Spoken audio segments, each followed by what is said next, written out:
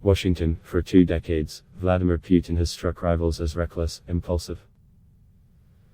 But his behavior in ordering an invasion of Ukraine, and now putting Russia's nuclear forces on high alert, has some in the West questioning whether the Russian president has become dangerously unstable. In recent days, Putin has rambled on television about Ukraine, repeated conspiracy theories about neo-Nazism and Western aggression, berated his own foreign intelligence chief on camera from the other side of a high-domed Kremlin hall where he sat alone.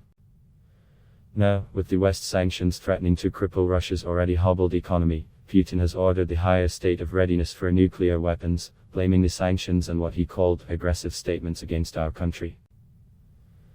The uncertainty over his thinking adds a wild card to Russia's war on Ukraine.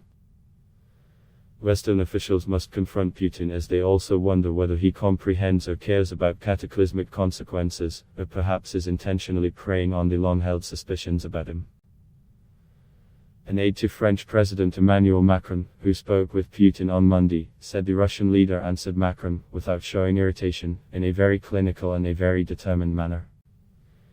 We can see that with President Putin's state of mind, there is a risk of escalation, added the aide, who spoke anonymously in line with the French presidency's practice on sensitive talks. There is a risk of manipulation from President Putin to justify what is unjustifiable. Foreign leaders have long tried to get inside Putin's head and have been wrong before. And Putin in this crisis is showing many of the same traits that he has displayed since becoming Russia's leader. Putin has directed invasions of neighbors, unspooled conspiracy theories and outright falsehoods, and ordered audacious operations like interfering in the past 2 U.S.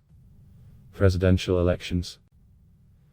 He single-handedly made landmark decisions like the 2014 annexation of Ukraine's Crimean Peninsula, consulting only his narrow inner circle of KGB veterans and keeping everyone else in the dark. He has long been surrounded by lieutenants reluctant to risk their careers by urging caution, let alone voicing adverse opinions.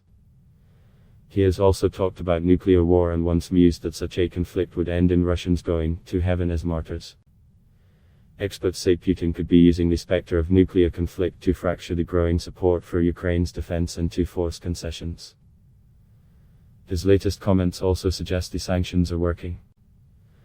We have to know this is a sign that we are getting to him, said Jim Townsend, a former Deputy Assistant Secretary of Defense and a senior fellow at the Center for a New American Security. We just have to take that into account. We have to be cool. Officials in the U.S. were alarmed by a word essay published under Putin's name in July that argued Russians and Ukrainians are one people and blamed any divisions on foreign plots. One Biden administration official, speaking on condition of anonymity to discuss the U.S. government's internal thinking, said the intelligence community was concerned Putin was operating from an emotional place, and driven by long-simmering grievances. More recently, Macron went to meet with Putin and had several long phone calls before the invasion. A top official in Macron's office said last week that Putin was no longer the same, had become more stiff, more isolated, and at his core had veered into the approach now playing out. During a 5-hour dinner between the two leaders, Putin spent more time railing about NATO expansion and the 2014 revolution in Ukraine than discussing the immediate crisis. Putin's perceived self-insulation was highlighted in recent official meetings broadcast by state television. He faced foreign leaders and close aides from the opposite end of a long table. No Russian official who spoke gave a dissenting view. He's not had that many people having direct inputs to him, said Sen. Mark Warner, a Virginia Democrat who chairs the Senate Intelligence Committee. So we are concerned that this isolated individual has become a megalomaniac in terms of his notion of himself being the only historic figure that can rebuild old Russia or recreate the notion of the Soviet sphere. Putin has long been committed to recovering lost glory, suppressing dissent and keeping neighbors in Moscow's orbit. In 2005, he called the collapse of the Soviet Union the greatest geopolitical catastrophe of the century. Russia has fought a war with Georgia, annexed Ukraine's Crimea, backed separatists in eastern Ukraine, and earlier this year briefly deployed troops to help quell protests in Kazakhstan. His public dismissals of Ukrainian sovereignty go back many years.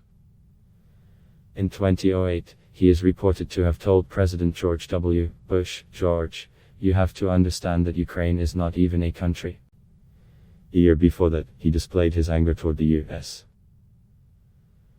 and NATO in a pivotal speech at the Munich Security Conference, blasting the alliance's expansion eastward and attacking American military intervention abroad. The US was mired at the time in the Iraq War, launched on the basis of false assertions about Iraq having nuclear weapons capability. "The United States has overstepped its national borders in every way," Putin said then. "This is visible in the economic, political, cultural and educational policies it imposes on other nations." Rep. Chris Stewart, a Utah Republican who sits on the House Intelligence Committee, said he had not seen evidence prior to the Ukraine invasion to suggest Putin was behaving irrationally, and he noted that other world leaders in history have been dismissed by outsiders as irrational. "Putin," he said, "has an incredible appetite for risk when it comes to Ukraine." 2 years ago, Putin endorsed the latest version of a Russian nuclear deterrent policy that allows for the use of atomic weapons in response to a nuclear attack or aggression involving conventional weapons that threatens the very existence of the state. Putin's associate Dmitry Medvedev, who served as placeholder president when Putin shifted into the prime minister's seat due to term limits, said in 2019 that a move by the West to cut Russia off from the SWIFT financial system would amount to an effective declaration of war, underscore a signal that the Kremlin may view Western sanctions as a threat on par with military aggression. The sanctions announced in recent days include cutting key Russian banks out of SWIFT. The ruble has since plummeted. In 2018, Putin told an audience that Russia wouldn't strike first in a nuclear conflict but theorized about retaliating against an imminent enemy attack, adding with a smirk, "We would be victims of aggression and would get to heaven as martyrs. And they will just die and not even have time to repent." James M. Acton, co-director of the nuclear policy program at the Carnegie Endowment for International Peace, said he did not believe nuclear war was imminent but there was real potential for escalation. Another possibility was Putin would use increasingly brutal non-nuclear tactics in Ukraine. Acton suggested finding an off-ramp that might allow Putin a perceived victory. In 1962, during the Cuban Missile Crisis, the U.S. secretly agreed to remove nuclear missiles from Turkey in exchange for the Soviets pulling back from Cuba. But, Acton added, "I'm not entirely clear whether he in his own mind knows what an off-ramp looks like right now." Jeffrey Lewis, an expert on nuclear policy at the Middlebury Institute of International Studies, said he wasn't immediately worried about a nuclear escalation.